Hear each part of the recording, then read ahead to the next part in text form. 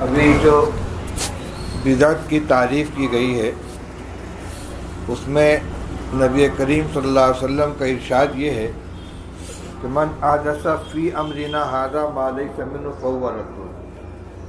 ہمارے دین کے اندر کوئی شخص نئی چیز پیدا کرے گا تو وہ رد ہو جائے گی۔ یہ قید احترازی ہے، لہذا اگر کوئی نیا کام کیا گیا لیکن وہ فی الدین نہیں بلکہ للدین ہے تو اس کو بدعت نہیں کہا جائے گا، اور اس کی بے شمار مثالیں ہیں۔ نبی کریم صلی اللہ تعالیٰ علیہ وسلم کے زمانے میں کوئی باقاعدہ مدرسہ نہیں تھا، بلکہ مسجد نبوی کی جو قبلہ کے مخالف جانب ہے وہاں ایک چبوترا تھا جس پر صحابہ کرام رہتے تھے۔ نبی کریم صلی اللہ علیہ وسلم تشریف لاتے تھے، وہی ان کی قیام گاہ تھی، وہی ان کا دارالاقامہ، وہی ان کے کھانے کا انتظام۔ کوئی باقاعدہ درسگاہ نہیں تھی، دارالاقامہ نہیں تھا۔ لیکن جب حضور صلی اللہ علیہ وسلم کا زمانہ گزرا ہے، اب بعد میں مشائخ نے، محدثین نے جگہ جگہ حلقۂ درس قائم کیے، لوگ سفر کر کے جاتے تھے، حدیث حاصل کرتے تھے۔ ہر معلم کا اپنا حلقہ الگ ہوتا تھا، کوئی مدرسے کی شکل نہیں تھی۔ پھر ایک زمانہ آگے آیا تو باقاعدہ ادارے قائم کیے گئے۔ یہ سب کی سب شکلیں ہیں، ان کی اصل موجود ہے تعلیم کتاب و حکمت۔ ابھی آپ نے سنا کہ اس کی اصل دین کے اندر موجود ہونی چاہیے۔ تو اس میں کوئی یہ نہیں کہتا کہ مدرسے کی عمارت بنانا یہ فرض ہے یا واجب ہے، اور جو یہ نہیں کرے گا وہ سنت کے خلاف کر رہا ہے۔ لیکن یہ بدعت بھی نہیں ہے۔ کیوں؟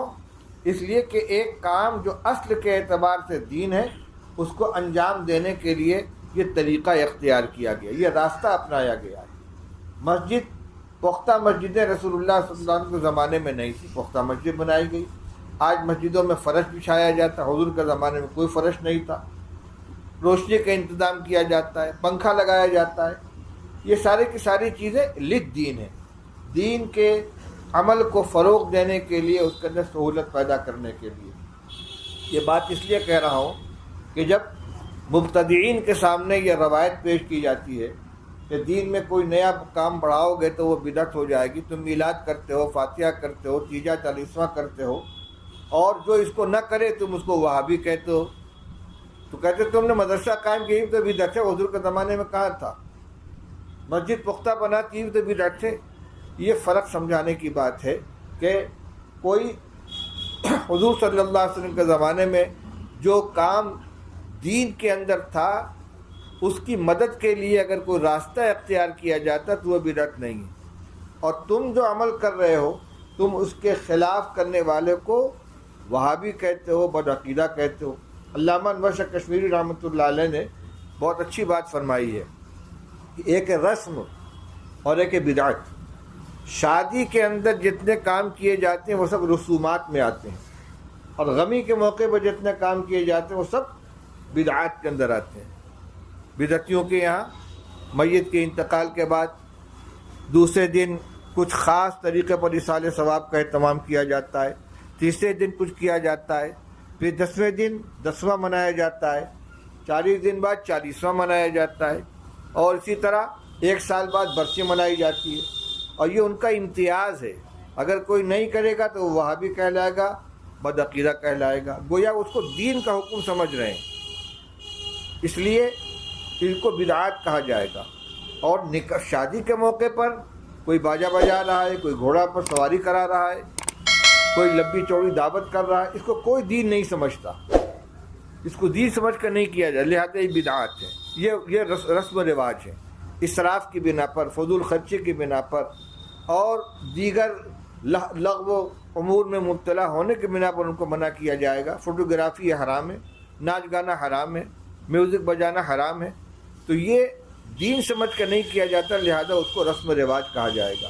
اور جو کام غمی کے موقع پر کرتے ہیں اس کو دین سمجھتے کرتے ہیں، اس لیے وہ کیا کہلائے گا؟ بدعت کہلائے گا۔ تو فی امرنا ھذا کو پیش نظر رکھنا چاہیے کہ للدین اگر کوئی کام کیا جا رہا ہے اس کو لازم نہیں سمجھا جاتا، دین کے لیے ضروری نہیں سمجھا جاتا، محض ایک ذریعے کے طور پر ہے۔ روشنی مطلوب ہے، اب اس روشنی کے لیے بلب جلایا جائے، چراغ جلایا جائے، لائٹ جلائی جائے، یہ سب ذرائع ہیں۔ رسول اللہ صلی اللہ علیہ وسلم کے زمانے میں مسجد میں وضو خانے نہیں تھے، آج وضو خانے بنا دیے گئے نمازیوں کی سہولت کے لیے، اس کو بدعت نہیں کہا جائے گا، کیوں؟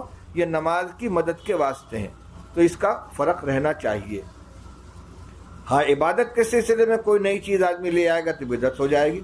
حضرت علی رضی اللہ تعالیٰ عنہ عید کے دن عیدگاہ میں تشریف لائے، ایک صاحب کھڑے ہو کر نماز کی نیت باندھنے لگے، فرمایا رک جاؤ، نماز نہیں ہے یہاں۔ اس نے کہا کہ میں سمجھتا ہوں کہ اللہ تعالیٰ نماز پڑھنے کے اوپر عذاب نہیں دیں گے۔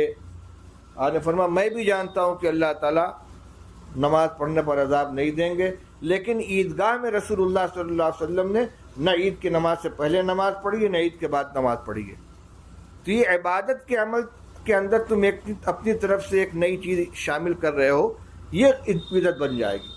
عبداللہ ابن عمر رضی اللہ تعالیٰ عنہ بیٹھے ہوئے ہیں، ایک صاحب کو چھینک آئی، انہوں نے کہا الحمدللہ والسلام علی رسول اللہ، الحمدللہ والسلام علی رسول اللہ۔ عبداللہ ابن عمر رضی اللہ عنہ نے فرمایا وَنَحْنُ نَقُولُ الحمدللہ والسلام علی رسول اللہ، ہم الحمدللہ کے بھی قائل ہیں اور السلام علی رسول اللہ کے بھی قائل ہیں۔ وَمَا عَلَّمَنَا هَكَذَا رسول اللہ صلی اللہ علیہ وسلم، لیکن چھینکنے کے موقع پر رسول اللہ صلی اللہ علیہ وسلم نے کو یہ تعلیم نہیں دی ہے کہ چھینک آئے تو الحمدللہ کے ساتھ السلام علی رسول اللہ کا اضافہ کرو۔ اب بتائیے رسول اللہ صلی اللہ علیہ وسلم پر سلام بھیجنا یہ کوئی منع تو نہیں ہے، لیکن اس کو مسنون ذکر کے ساتھ شامل کر کے اس کو پڑھنا، اس پر نکیر کی گئی ہے۔ اب یہی مسئلہ ہے، بریلوی حضرات مسجد کے اندر نماز سے فارغ ہو کھڑے ہو جائیں گے، یا نبی سلام علیک، یا رسول سلام علیک۔ اب ان سے کچھ کہا جائے کہ آپ درود پڑھنے سے منع کرتے ہیں؟ ہم درود پڑھنے سے منع نہیں کرتے، بے محل پڑھنے سے منع کرتے ہیں۔ بھائی 4 رکعت والی نماز ہے، اتحیات پڑھ کے کھڑے ہو جاتے ہیں، درود شریف پڑھتے ہیں؟ نہیں پڑھتے۔ اگر پڑھیں گے تو کیا حکم ہوگا؟ سجدہ سہو کرنا پڑے گا کہ بھائی کون سا گناہ کر لیا ہم نے، درود پڑھ لیتے سجدہ سہو کیوں لازم ہو گیا؟ درود پڑھنا غلط نہیں ہے، بے موقع پڑھنا غلط ہے۔ تو دین کا کوئی کام بے موقع اگر ہوگا، جس موقع پر شریعت نے اجازت دی ہے یا حکم دیا اس سے الگ ہٹ کر اور اس کو دین سمجھ کے کیا جائے گا، یہ بدعت ہو جائے گی۔